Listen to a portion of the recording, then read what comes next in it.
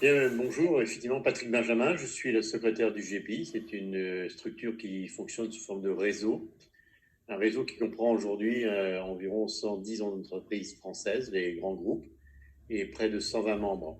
L'objectif de ce réseau, c'est d'échanger sur nos bonnes pratiques respectives dans le domaine de la santé et sécurité au travail.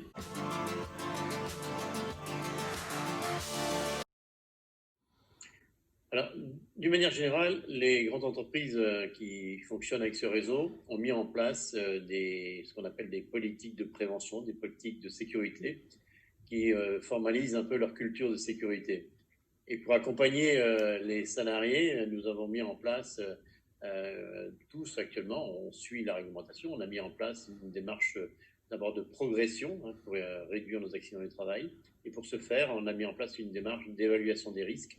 L'évaluation des risques professionnels, c'est une application très simple de la réglementation qui permet d'évaluer l'ensemble des risques et de mettre en place et d'associer les mesures de prévention en prenant en compte les principes généraux de prévention, les 9 principes généraux de prévention qui sont édictés depuis la loi de 91. La culture de prévention s'est instaurée en France depuis les années 90. En fait, ça résulte de la directive européenne de 89 et qui nous a proposé un ensemble de mesures de prévention à édicter sur l'ensemble de nos sites. Et on s'est aperçu effectivement que les anglo-saxons, et même les États-Unis par exemple, avaient une meilleure vision une meilleure approche et des résultats assez performants par rapport à nous, où on était vraiment en décalage. Donc il a fallu progresser, mettre en place des démarches de certification en se faisant certifier parmi les référentiels comme l'OHSAS 18001. Maintenant, il y a une norme ISO 45001 qui le formalise au niveau mondial. L'objectif, c'est de réduire nos accidents du travail en analysant, comme j'ai dit tout à l'heure, l'ensemble de nos risques et les mesures de prévention associées.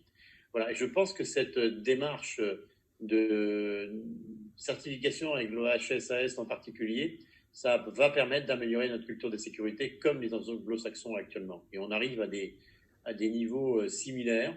Ce qu'on peut observer, c'est qu'on a des accidents du travail, on arrive peut-être au même niveau, sauf qu'en matière de gravité, notre gravité est plus importante.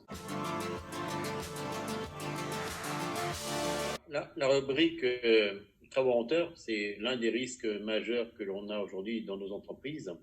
Ce sont des solutions que l'on met en place à partir du moment où on ne peut pas mettre en place de protection collective. Les salariés utilisent des protections individuelles comme le harnais de sécurité avec une seule façon de s'accrocher. La solution ClickIt nous a particulièrement intéressés parce qu'elle permet aux salariés d'être toujours attachés quoi qu'il arrive. En fait, on a repris quelque chose qui était simple et qui était pratiqué dans la vie courante, dans les acrobranches par exemple, avec les enfants et en famille. On s'aperçoit qu'on a une double accroche, ce qui permet d'intervenir en toute sécurité. Et la démarche est similaire dans l'entreprise. Et je crois que c'est ça qui a, je dirais, intéressé le monde du travail, fournir un équipement qui, nous, en tant que donneurs d'ordre, permet d'être sûr que le salarié intervient en toute sécurité avec ce double ancrage. Et j'ai constaté que les entreprises, effectivement, adhéraient facilement à cette démarche.